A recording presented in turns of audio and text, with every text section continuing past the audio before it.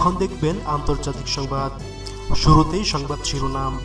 পাকিস্তানের আকাশে চীন তুরস্কের যুদ্ধ বিমানের মহড়া, ফের উত্তেজনা শুরু। ইসরায়েলের বিরুদ্ধে সরাসরি যুদ্ধ ঘোষণা করল এরদোগান। বিপাকে ইমরান, চলে যেতে পারে প্রধানমন্ত্রিত্ব। 7টি যুদ্ধ বিমান হারালো ভারত। এতক্ষণ শুনলেন সংবাদ শিরোনাম, এবার শুনুন বিস্তারিত। পাকিস্তানের আকাশে চীন তুরস্কের যুদ্ধ বিমানের মহড়া, ফের উত্তেজনা শুরু। ভারত নিয়ন্ত্রিত কাশ্মীরের পুলওয়ামায় জঙ্গি হামলার ঘটনার পর থেকে ভারত পাকিস্তানের মধ্যে চরম উত্তেজনা বিরাজ করছে।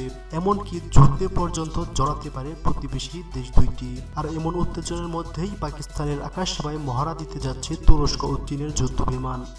এতে এই অঞ্চলের উত্তেজনা আরও বাড়বে বলে মনে করেন সংশ্লিষ্ট বিশেষজ্ঞরা। জানা গেছে আগামী 23 মার্চ পাকিস্তান দিবস। এই উপলক্ষে এবার পাকিস্তান দিবসের প্যারেডে চীনের J-10 যুদ্ধ বিমান ও তুরস্কের F-16 বিশেষ মহড়া দিবে। পাক সামরিক বাহিনী এর মধ্যে ব্যাপক প্রস্তুতি গ্রহণ করেছে। পাকিস্তান সেনাবাহিনীর আন্তঃসংযোগ অধিদপ্তর এর মুখপাত্র মেজর জেনারেল আসিফ গফুর জানান, এবারের প্যারেডে তুরস্কের F-16 এবং চীনের J-10 যুদ্ধ বিমান এবার পাকিস্তান দিবসে বিশেষ মহড়া দেবে। আজারবাইজান ও সৌদি আরব সেনাবাহিনীর বিশেষ মহড়া প্রদর্শিত হবে। চমক হিসেবে এবার পাকিস্তান দিবসের প্যারেডে মালয়েশিয়ার প্রধানমন্ত্রী মাহাথির মোহাম্মদকে বিশেষ অতিথি হিসেবে আমন্ত্রণ জানানো হয়েছে। ইসরায়েলের বিরুদ্ধে সরাসরি যুদ্ধ ঘোষণা করল এরদোগান। বিশ্বের সবচেয়ে প্রভাবশালী মুসলিম নেতা হিসেবে নিজেকে অনন্য উচ্চতায় নিয়ে গেছেন তুরস্কের president Recep Tayyip Erdogan. Royal Islamic strategic studies সেন্টারের জরিপে এই তথ্য উঠে এসেছে। তুরস্কের রাজধানী আঙ্কারায় বুধবার এক গণসমাবেশে বক্তৃতাকালে ফিলিস্তিনের নির্যাতনের জন্য ইসরায়েলি প্রধানমন্ত্রীর কঠোর সমালোচনা করেন তিনি। ফিলিস্তিনিদের উপর চালানো আগ্রাসন বন্ধ করতে ইসরায়েলের প্রতি কঠোর হুঁশিয়ারি করে এরদোগান বলেন, নেতানিয়াহু, আপনি নিবৃত্ত হন। আপনি ওই জানেন যার হাতে ফিলিস্তিনিদের রক্ত রঞ্জিত।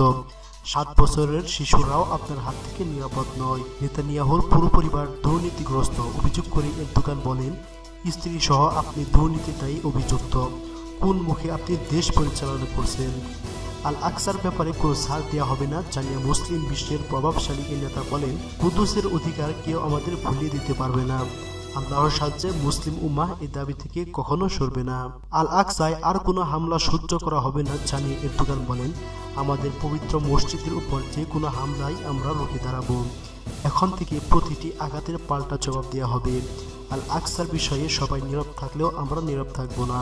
বিপাকে ইমরান, চলে যেতে পারে প্রধানমন্ত্রিত্ব। পাকিস্তানের প্রধানমন্ত্রী ইমরান খানের ক্ষমতাচ্যুতের জন্য লাহোর হাইকোর্টে রিট আবেদন করা হয়েছে। সংবিধানের 62 ও 63 অনুচ্ছেদ অনুযায়ী 2018 সালে দেশটির নির্বাচনের মনোনয়নপত্র পেতে নিজের এক মেয়েকে গোপন করার দায়ে এই রিট আবেদন করা হয়। সোমবার সেই রিট আবেদনের দিন ধার্য করেছে লাহোর হাইকোর্ট। ধারণা করা হচ্ছে এবার ঘোর সংকটে পড়তে যাচ্ছে ইমরান খান, চলে যেতে পারে তার প্রধানমন্ত্রিত্ব। শনিবার পাক প্রধানমন্ত্রী ইমরান খানের বিরুদ্ধে লাহোর হাইকোর্টে একটি আবেদন করা হয় বলে জানা গেছে। সোমবার রিটের শুনানি হবে বলে এক প্রতিবেদনে জানিয়েছে দেশটির সংবাদ মাধ্যম ডনের এক প্রতিবেদনে বলা হয়েছে, আনা লুইসা হোয়াইট ছিলেন ইমরান খানের প্রাক্তন প্রেমিকা। তার মেয়ে টাইরেন জেট হোয়াইট খানকে ইমরান খানের মেয়ে দাবি করা হয়। বলা হচ্ছে ইমরান খান 2018 সালের নির্বাচনের মনোনয়নপত্রে এই বিষয়টি গোপন করেছেন। সীতা হোয়াইট ইমরানের প্রাক্তন প্রেমিকা বলা হয়। এই বিষয়ে ইমরান খানকে আগেও একাধিকবার প্রশ্ন করা হয়েছে, তবে সে কোনো উত্তর দেননি। এছাড়া সীতা হোয়াইটও ইমরান খানকে তার মেয়ের বায়োলজিক্যাল বাবা বলেছে। এই রিটের শুনানির জন্য রাজি হয়ে রিট আবেদন গ্রহণ করে লাহোর কোর্ট। তাকে অযোগ্য ঘোষণা করার আবেদনের শুনানি সোমবার হবে বলে জানা গিয়েছে। আবারও 7টি যুদ্ধ বিমান হারালো ভারত। পাকিস্তান সীমান্তবর্তী রাজস্থানে শুক্রবার ভারতের একটি MiG-21 বাইসন বিমান বিধ্বস্ত হয়েছে। পাইলট বিমান থেকে বের হতে সক্ষম হওয়ায় এই ঘটনায় কেউ হতাহত হয়নি। চলতি বছরের এ পর্যন্ত এ নিয়ে 7টি বিমান হারিয়েছে ভারতীয় বিমান বাহিনী IFA। এর আগে 1 ফেব্রুয়ারি টহল দিতে গিয়ে বিধ্বস্ত হয় একটি মিরেজ 2000 বিমান। রাষ্ট্রীয় সংস্থা হিন্দুস্তান এরোনটিক্স লিমিটেড বিমানটির উন্নয়ন করে। এরপর এটি আকাশে উঠতে চেয়ে বিধ্বস্ত হয়। এছাড়াও 19 ফেব্রুয়ারি ভারতের সূর্যকিরণ অ্যাক্রোবেটিক টিম বা বিমান কসরত দলের 2টি বিমান বিধ্বস্ত হয়। অনুশীলন চলার সময় মাঝ আকাশে ঠোকাঠুকিতে বিধ্বস্ত হয়। এতে একজন বৈমানিক নিহত হন। 872টি MiG-21 বিমান রাশিয়া থেকে কেনে ভারত। তার মধ্যে অর্ধেকের বেশি দুর্ঘটনার মধ্য দিয়ে বিধ্বস্ত হয়ে গেছে। এই যুদ্ধ বিমানকে এখন সেকেলে হিসেবে দেখা হয়।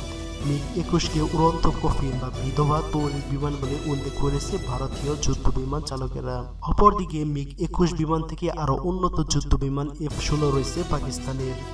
এটি তৈরি করেছে যুক্তরাষ্ট্র। লেটেস্ট সব আন্তর্জাতিক নিউজ দেখতে আমাদের